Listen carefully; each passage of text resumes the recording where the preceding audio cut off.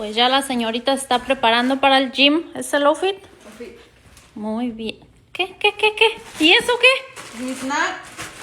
No comí. Ahí tengo plátanos y manzanas, niña. Ya me comí 2 plátanos y una naranja y una pera. ¿Y eso? Llévate la coca porque se te baja la presión. Después andas viendo borroso allá. Ya.